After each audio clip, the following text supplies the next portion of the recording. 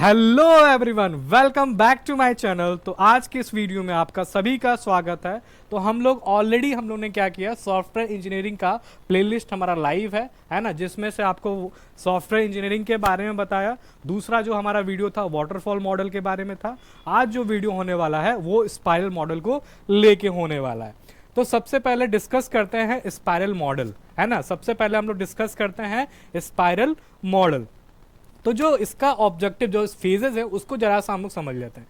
तो जो पहला फेज है वो objective determination and identify alternative solution, यानी पहला जो है वो ऑब्जेक्टिव, उसके बाद से डिटर्मिनेशन, और तीसरी चीज क्या है कि आइडेंटिफाई करके उसका ऑल्टरनेटिव हम लोग सॉल्यूशन निकालें।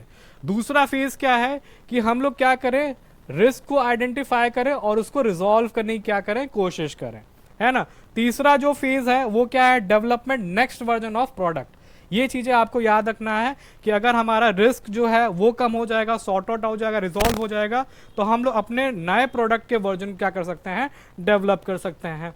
उसके बाद जो चौथा है वो क्या है, हम लोग रिव्यू कर सकते हैं। उसके बाद रिव्यू करने के बाद हम लोग नेक्स्ट फेज का प्लान भी कर सकते हैं। अच्छा, इसका स्पाइरल मॉडल नाम ही क्यों पड़ा, क्योंकि देखो स्पाइरल शेप में है ना, लूप वाइज ये क्या कर रहा है, ये फेज चलते हैं। ठीक है, आगे बढ़ते हैं। तो सबसे पहले समझते हैं स्पाइरल मॉडल है क्या। सबसे पहले हमको समझना पड़ेगा कि स्पाइरल मॉडल है क्या। तो स्पाइरल मॉडल क्या है, रिस्क ड्रिवन मॉडल है, और या कह लो आइटरेटिव सॉफ्टवेयर डेवलपमेंट मॉडल है। ठीक है, दोनों है, यानी कि रिस्क ड्रिवन मॉडल और आइटरेटिव सॉफ्टवेयर डेवलपमेंट मॉडल इसे कहते हैं। उसके बाद क्या है, development progress in spiral shape, यानी कि अभी हमने देखा स्पाइरल शेप का है, उसमें क्या है, मल्टीपल लूप एक साथ चलते हैं, है ना, where each loop represent complete development cycle. हर एक लूप अपने में क्या बताता है, एक कंप्लीट डेवलपमेंट साइकिल को क्या करता है, डिनोट करता है, रिप्रेजेंट करता है। उसके बाद बात किया जाए, the number of loop depends on project size, यानी कि जो भी नंबर ऑफ लूप्स है वो किस पे डिपेंड करता है, प्रोजेक्ट की साइज पे डिपेंड करता है, पहला चीज। दूसरा चीज उसके कॉम्प्लेक्सिटी पे डिपेंड करता है, वो कॉम्प्लेक्सिटी टाइम कॉम्प्लेक्सिटी हो सकता है, वो आपका स्पेस कॉम्प्लेक्सिटी हो सकता है। तीसरी चीज आता है आपका क्या, रिस्क। ये तीन चीजों आपके नंबर ऑफ लूप्स इस पे क्या करते हैं, डिपेंड करते हैं। क्लियर है इतना चीजें, एक बार कंफर्म कर दीजिए, क्लियर है इतनी चीजें, बहुत बढ़िया। आगे बढ़ते हैं, उसके बाद डिस्कस करते हैं ऑब्जेक्टिव। ठीक है, स्पाइरल मॉडल का ऑब्जेक्टिव क्या है, इसको जरा सा हम लोग समझने की यहाँ पे कोशिश करते हैं। तो सबसे पहला चीज क्या है, project goal and requirement and identify. ठीक है, जो भी आपका गोल है, जो भी आपका प्रोजेक्ट का गोल है, उसके हमें क्या करना पड़ेगा, उसकी क्या रिक्वायरमेंट है, उसको आइडेंटिफाई कैसे करेंगे, ये सारी चीजें हमें करनी पड़ेंगी। उसके बाद आता है क्या, functional and non functional requirement, उसको हमें क्या करना पड़ेगा, एनालाइज करना पड़ेगा। तीसरा चीज आपको क्या, पॉसिबल सॉल्यूशन हमें क्या करना पड़ेगा, एक्सप्लोर करना पड़ेगा। उस मॉडल का पॉसिबल जो सॉल्यूशन है उसे हमें क्या करना पड़ेगा, एक्सप्लोर करना पड़ेगा। ये तीन ऑब्जेक्टिव होते हैं किसके, स्पाइरल मॉडल के। आगे बढ़ते हैं, आगे बढ़ते हैं। उसके बाद आपका क्या है, रिस्क एनालिसिस एंड रिजोल्यूशन। इसमें भी तीन चीजें हैं। पहला चीज क्या, रिस्क रिलेटेड टू कॉस्ट, यानी कि जो रिस्क है उसका कॉस्ट क्या है ना, उसका शेड्यूलिंग क्या है, उसका परफॉर्मेंस कैसा है ना, जो रिस्क हम ले रहे हैं उसका परफॉर्मेंस कैसा होगा, उसमें क्या टेक्नोलॉजी यूज हुई है उसको आइडेंटिफाई करना, है ना। ये पहला चीज हो गया। उसके बाद हम लोग क्या करेंगे, बेस्ट सॉल्यूशन को क्या करेंगे, सेलेक्ट करेंगे। जब भी हम लोग क्या करेंगे, रिस्क को एनालाइज करेंगे तो हम खोजेंगे उसमें से बेस्ट सॉल्यूशन क्या है, बेस्ट से बेस्ट सॉल्यूशन क्या है उसको हम सेलेक्ट करेंगे। तीसरा टाइप क्या है, प्रोटोटाइप। प्रोटोटाइप हम लोग जब बिल्ड करेंगे तो आपके रिस्क को क्या करेगा, रिड्यूस करेगा। आपके रिस्क को क्या करेगा, रिड्यूस करेगा। आपके रिस्क मॉडल को क्या करेगा, जो रिस्क है उसके अंदर उसको क्या करेगा, रिड्यूस करेगा आपका प्रोटोटाइप। इतना भी आपको क्लियर हो रहा है, बहुत बढ़िया। आगे बात करते हैं, नेक्स्ट है आपका development and testing. Next phase आपका क्या है, डेवलपमेंट एंड टेस्टिंग।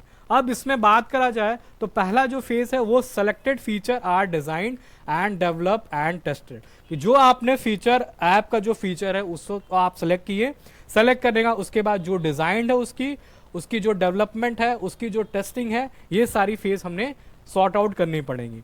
फिर उसके बाद क्या है, द नेक्स्ट वर्किंग वर्जन की बात करा जाए तो software will be created. The next working version of software is created. तो ये चीजें हैं, पहला हमें उसके क्या करना पड़ेगा, उसके फीचर को सेलेक्ट करना पड़ेगा, उसके बाद उसको डिजाइन करना पड़ेगा, डिजाइन करने का उसके बाद डेवलपमेंट, और डेवलपमेंट के बाद आपको पता है टेस्टिंग फेज, और उसके बाद से हमारा सॉफ्टवेयर क्या होगा, तब जाके क्रिएट होगा।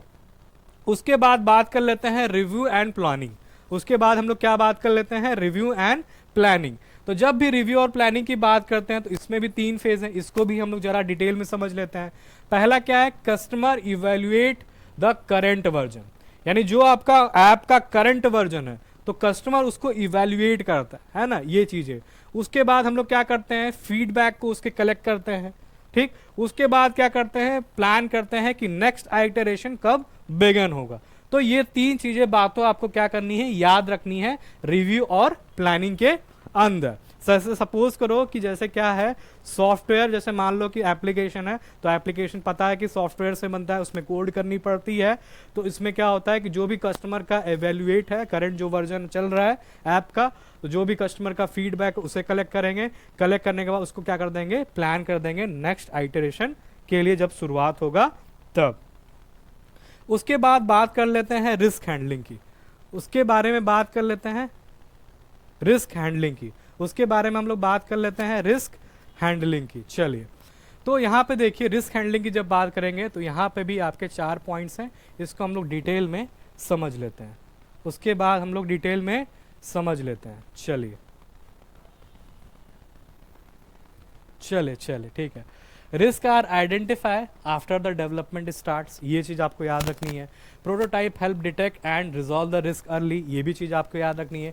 Continuous risk evaluation every iteration.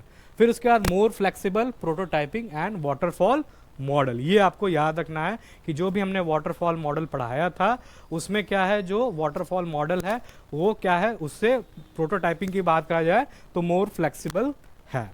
चलिए, ये चीज आपका भी हो गया। उसके बाद आपका क्या है, when to use spiral model, कब हम यूज करते हैं स्पाइरल मॉडल।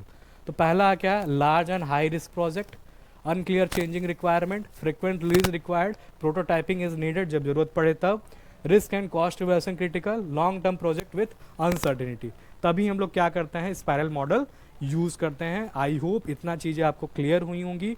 अगर क्लियर है तो एक बार लाइक कर देना, ठीक है, सेशन को शेयर कर देना। तब तक के लिए thank you so much, have a good day.